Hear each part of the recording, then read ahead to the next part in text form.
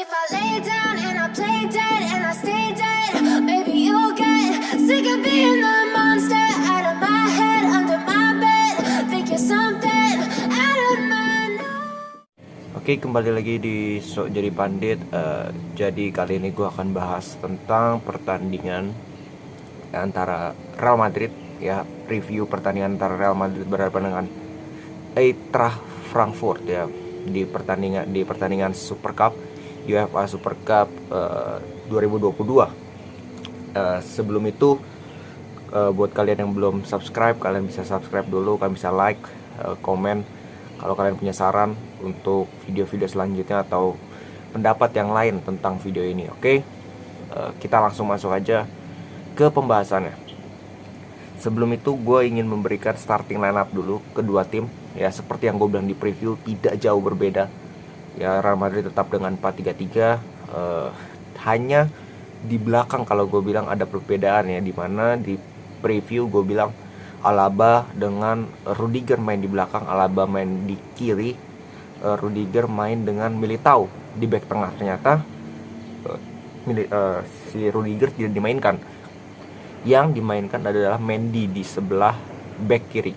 Sedangkan Alaba dengan Militao duet center back untuk Real Madrid. Sisanya sama persis. Ada Carvajal, ada Modric, ada Kroos, ada Casemiro, ada Benzema, Vinicius, dan Valverde. Sedangkan dari Frankfurt, mereka tetap bermakai dengan 3-4-3. Cuman ada dua pemain yang tidak bermain, yang seperti di preview berbeda, yaitu Mario Götze digantikan oleh Katada, ya, kalau nggak salah, pemain Jepang, sama tidak adanya Kostic. Nah, ini yang gue bilang, ketika di preview gue bilang Kostic ini punya peran yang cukup penting untuk permainan dari Frankfurt, karena dia cukup punya kontribusi lah, dia punya added value lah kalau gue bilang. Nah, ini yang apa ya, kalau gue bilang hilang tadi malam ketika Kostic tidak bermain.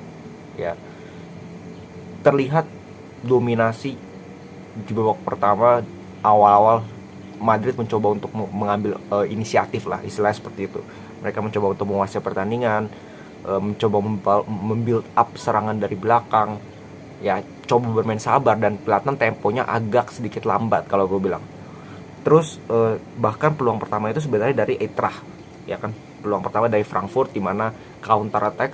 Beruntung ada Courtois di sana, one on one yang baik sekali lawan Katada, pemain Jepang. Habis itu baru ada satu peluang besar dari Real Madrid, yaitu dari Vinicius, ya, di mana sudah ada kombinasi yang sangat baik dari Toni Kroos. Dia passing, ya, dia crossing dari sayap kanan, dilewati oleh Benzema, dilewati oleh Valverde. Benzema melakukan passing lagi dengan akurat, dengan sangat baik. Vinicius, finishingnya sebenarnya sudah baik, ya, finishingnya sudah baik, tapi masih ada pemain belakang dari Frankfurt yang melakukan haluan bola, padahal kipernya itu sudah lewat, Kevin Trapp sudah lewat lah istilah bolanya. Baru habis itu peluang pertama itu menurut gua. Setelah itu Madrid terus menguasai, Madrid terus mendapatkan peluang demi peluang. Ya, ada tendangan Vinicius yang mampu di save. Habis itu kan awalnya menjadi corner untuk akhirnya menjadi gol. Golnya juga menurut gua agak sedikit ke scrimmage, ya, menurut gua, karena dari corner pertama, yang kedua adalah bola-bola duel udara, dan sangat baik bagaimana Casemiro tidak egois di sana.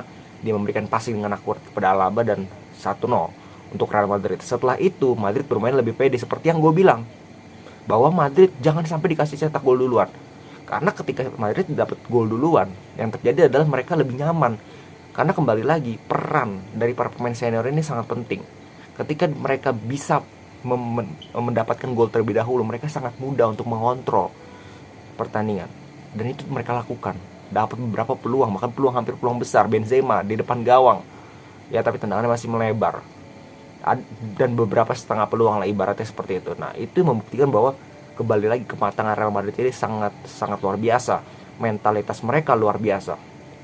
Bahkan sebelum gol itu, kalau misalkan gol pertama, peluang pertamanya Frankfurt bisa menjadi gol, menurut gue itu bisa menjatuhkan istilahnya menjatuhkan mental dari pemain Real Madrid. Cuman sayangnya tidak terjadi, malah Real Madrid yang bisa mencetak gol. Yang seperti gue bilang di preview, bahwa ketika Real Madrid bisa mencetak gol terlebih dahulu, maka ini menjadi kerepotan bagi Eintracht Frankfurt. Dan terbukti mereka sulit bahkan untuk mengembangkan permainan.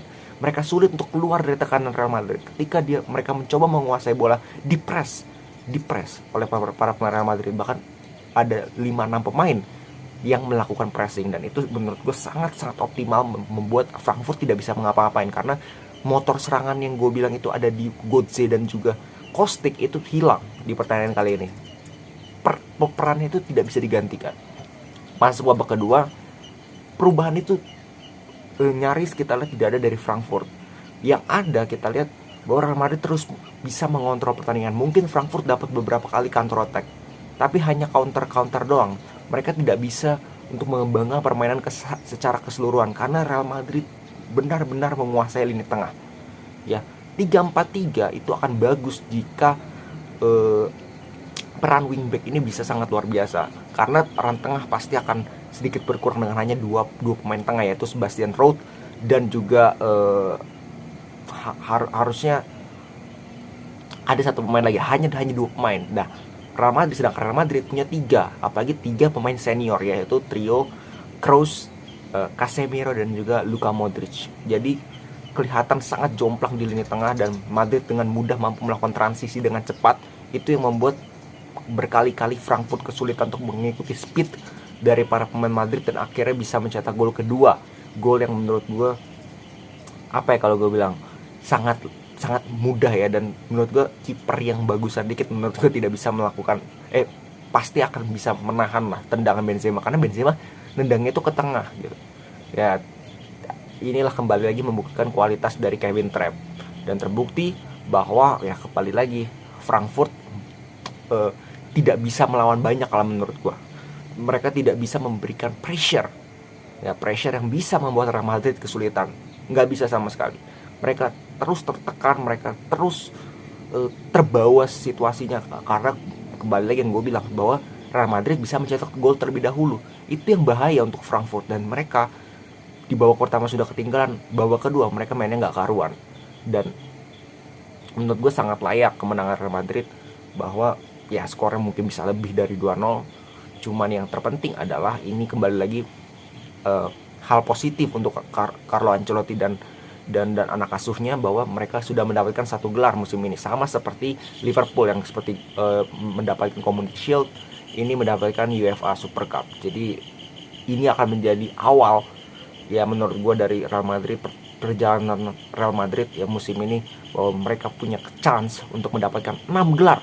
Ya, 6 gelar sekaligus, semua gelar di Eropa, dan mereka sudah memulai dengan sangat baik di pertandingan kali ini. Mereka sudah bisa mendapatkan gelar pertama.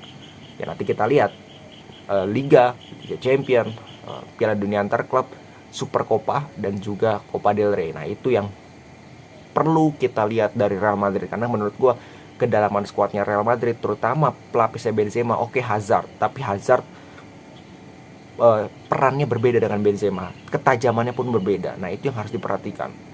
Ya, dan menurut gue untuk pelapisnya di belakang ini menurut gue nggak jelas. Posisi Rudiger tadi malam dimasukkan sebagai pemain pengganti jadi bek kanan. Di pramusim sempat bek kiri. Posisi aslinya bek tengah. Jadi posisinya ini belum ditemukan secara optimal oleh Ancelotti gitu. Posisi optimal idealnya tuh bermain seperti apa gitu Rudiger. Nah, ini yang harus dicari lagi oleh Ancelotti, dan itu butuh waktu betul.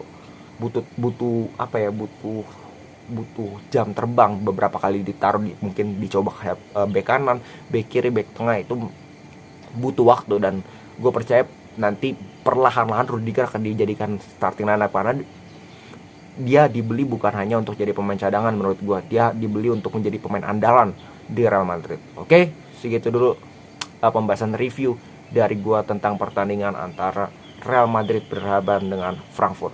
Salam sepak bola.